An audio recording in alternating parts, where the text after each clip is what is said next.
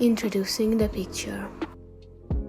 The picture is called Wanderer Above the Sea of Fog, and it's made by Caspar David Friedrich. This is his most known picture, and it was made in 1818. The landscape that inspired the artist was probably the mountains of northern Germany. The painting technique what the artist used was layering the oil paint. Denotative analysis.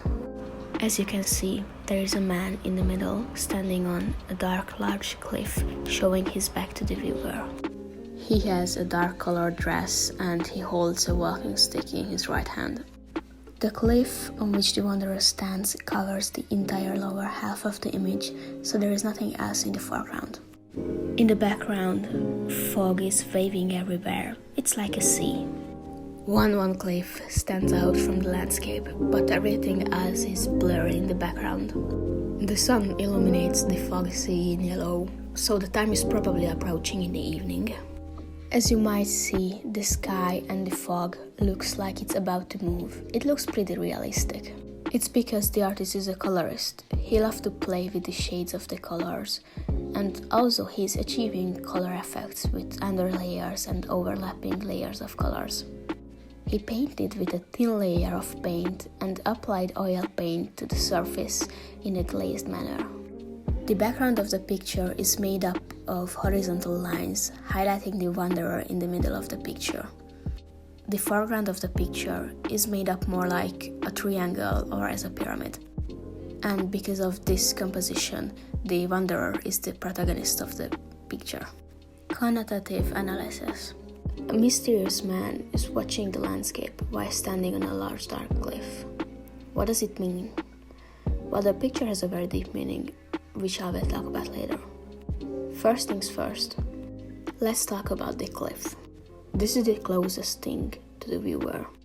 In biblical appeal, the rock is the foundation, the shore, the unshakable point of life on which to build stably. And there is this man, this wanderer, who stands on this stability. I'm gonna talk about him later. The background. The light color of the sky creates a pretty big contrast between the background and the foreground. Because the top of the picture is basically empty and it's just white, your eyes basically slips down back to the wanderer. The background does not seem to be very important because the landscape is almost completely foggy, blurry, and because of the aforementioned contrast, you may consider the background almost irrelevant. But on the other hand, the background is the thing what gives context and meaning to the image. If the background were different, that would give a completely different meaning to the picture, or there would be no meaning at all. The shades of light blue, bluish as well as white colors in the background are the angelic colors that refer to distant divine, sublime, eternal energy, eternal creations. And now the wanderer. He is the representation of the human presence in the divine forces. A traveler who explores this world and admires the forces of the landscape.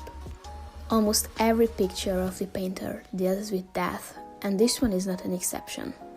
In the Romanticism, dark colors, depression, and death were very characteristic things. On this picture, it appears with the dark dress of the wanderer and with the cliff. The wanderer with the dark clothes describes the transience of human existence. As I mentioned earlier, he also has a walking stick, which, with very strong imagination, also confirms how much more fragile human existence is compared to internal energies. Summary. The image focuses on the darker side of life and it deals with it. Yet, in the background, the internal, the divine, the clearer side of life appears as a reference. And that part is very, very important, because without it, there would be nothing. Everything would be meaningless. Without the background, or with a different background, the image would be incomprehensible.